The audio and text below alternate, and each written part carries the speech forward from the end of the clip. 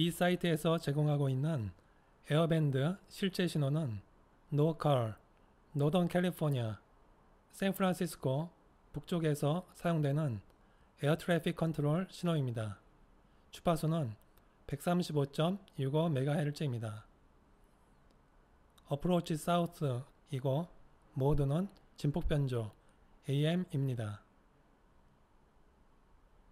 윈도우즈 PC에서 SDR 샵과 같은 소프트웨어가 iOS 또는 리눅스에서는 GQRX라는 소프트웨어가 있습니다. 신호를 수신해 보니까 135.65MHz의 신호가 있는 것을 확인할 수 있습니다. 이 신호를 AM 디모듈레이션 하기 위해서는 정확하게 135.65MHz로 튜닝하지 않고 약간 비껴서 튜닝을 합니다. 왜냐하면 AM 변조는 Envelope Detection, 포락성 검파로 쉽게 복조를 할 수 있기 때문입니다. 제공되는 에어밴드 신호는 135.5MHz의 튜닝을 하여서 Envelope Detection을 하여 아래와 같이 복조를 하였습니다. 파이썬으로 작성된 AM 디모듈레이터를 설명하겠습니다. 이번에는 %pylab inline이라고 하는 모듈을 사용하겠습니다. %로 시작하는 모듈은 매직 펑션이라고 부릅니다.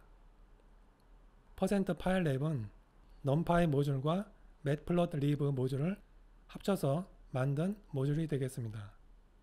pylab의 모든 함수를 임포트하면 간단하게 xy를 arrange 10 cosine 2분의 x로 정의하고 x에 대해서 y를 플롯하는 것을 plot x, y 라고만 정의하면 되겠습니다. pylab을 이용하지 않고 matplotlib, numpy를 이용하게 되면 xy를 선언할 때 np.이 필요하고 plt. 등이 필요합니다. SDR에서 수신된 신호는 AB13510S-DAT입니다. 이 신호를 파이썬을 이용해서 x라는 변수로 불러옵니다. RTL SDR 아웃풋은 unsigned 8비트 인티저가 i 데이터와 q 데이터가 번갈아 가면서 출력이 됩니다. 8비트 i, 8비트 q, 8비트 i, 8비트 q 등이 계속 이어집니다. 8비트 인티저이기 때문에 0에서부터 255까지 데이터가 있고 255 나누기 2는 127.5가 되겠습니다. 파이썬을 이용한 AM 디모듈레이터에서 pylab inline을 임포트하고 math, scipy 등을 임포트합니다. 오디오 신호를 플레이하고 이미지 신호를 보여주기 위해서 이와 같은 모듈들을 임포트합니다. SDR 아웃풋을 변수 x에 어사인하고 x의 값들을 확인해 보겠습니다. x는 0에서부터 255까지이므로 마이너스 127.5에서 플러스 127.5까지의 수로 바꿔줍니다. x의 랭스는 40.96메가가 되겠습니다. x 및 y에는 인페이즈 성분과 쿼드로처 성분이 있기 때문에 인페이즈 성분을 YRE, 쿼드로처 성분을 YIM으로 어사인합니다. YRE의 랭스를 프린트하면 20.48메가가 되겠습니다. 왜냐하면 SDR의 샘플링 레이트를 2.048MHz로 했고 10초 동안 레코딩했기 때문에 20.48메가의 데이터가 얻어집니다. I 신호와 Q 신호를 플롯해 보겠습니다. 약 마이너스 127.5에서 플러스 127.5 사이 데이터임을 알 수 있습니다. AM 신호이기 때문에 I 신호와 Q 신호는 거의 동일한 모양을 갖고 있습니다.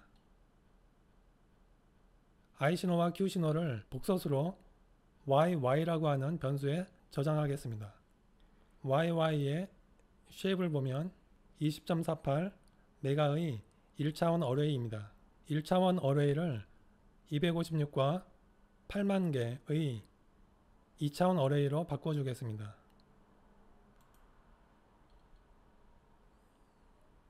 이번에는 256개의 데이터를 Sci-Fi 시그널 모듈을 이용해서 FFT를 취하겠습니다.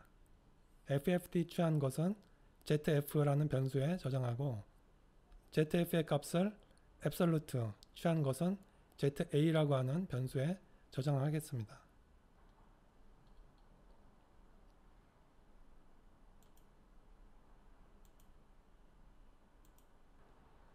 (2차원) 배열을 imshow라고 하는 함수를 이용해서 플롯해 보겠습니다. 이와 같이 1, 2, 3, 4, 5, 6 값이 증가할수록 조금 더 밝은 색으로 프린트 되는 것을 알 수 있습니다. 다음은 pColorMesh라고 하는 함수를 이용해서 랜덤하게 2차원 어레이를 발생시켜서 플롯해 보겠습니다. 랜덤하게 100개의 값들이 발생돼서 플롯하는 것을 알 수 있습니다. pColorMesh를 이용해서 X축은 256, Y축은 전체 8만 개 중에서 약 100개만 임의로 3만에서부터 3만 100까지 플롯을 해보겠습니다. X축은 0에서부터 256이고 Y축은 3만에서부터 3만 100까지입니다. 이때 두 개의 신호가 있는 것을 알 수 있습니다. 이 두 개의 신호를 각각 분리해서 AM 복조를 할 수 있는 것입니다. J값을 이번에는 만으로 해서 Y축에서 만번째 샘플을 구해보겠습니다. 3만번째에서는 230 근처에 신호가 가장 센 것을 알 수 있는데 만번째에서는 200 근처의 값이 신호가 센 것을 알 수 있습니다. 200에서 210까지 값을 프린트하면 200, 1, 2, 3, 4, 5, 6 206번째 신호가 강한 것을 알 수 있습니다. argmax를 이용해서 정확한 인덱스를 구할 수 있습니다. 인덱스가 206이죠. 이 경우에는 206번째 신호를 복조하도록 하겠습니다.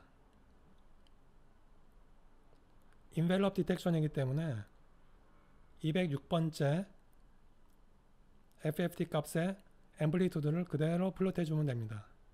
envelope detection의 경우에 로컬 오실레이터와 로우 패스 필터를 통해서 타임 도메인 신호에서 맥시멈 값을 따라가는 것입니다. 그러나 파서바울스 테오렘을 이용해서 시간축의 xn의 최대값을 xk의 최대값을 이용해서 구할 수도 있습니다. 그와 같이 구한 것이 이 신호입니다. 이 신호를 오디오로 플레이하기 위해서 복조된 신호의 맥시멈 값을 mx라고 합니다. 그리고 mx 값으로 나누어서 da.wave라고 하는 오디오 파일을 생성합니다. 이때 ss라고 하는 skDSP.com Signals and Systems 모듈이 필요합니다.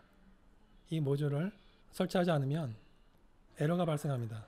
scikit-dsp-com 파이썬 모듈은 이 사이트에 있는 마크 위커트 교수 랩에서 만든 것이고 GitHub 사이트에 가면 scikit-dsp.com 내용이 설명되어 있습니다. Signals and Systems, 디지털 커뮤니케이션 관련 모듈들이 있습니다. scikit-dsp.com 모듈을 설치하기 위해선 아나콘다 파워쉘 프롬프트에서 pip install scikit-dsp-com을 엔터합니다.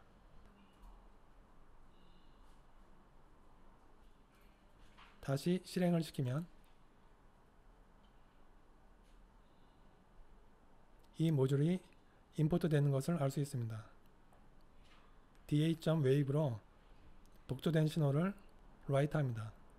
da.wave 신호가 있는지 list 함수를 이용해서 확인합니다. da.wave 신호가 있죠. 오디오 함수를 이용해서 플레이를 합니다. 33.7, Campus 5857.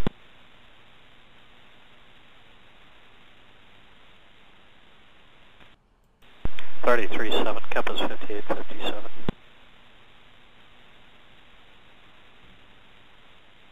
파이썬을 이용해서 복조를 하였습니다. 주어진 신호에 두세 개 정도의 신호가 있으니까 다른 신호도 한번 복조해 보시기 바랍니다.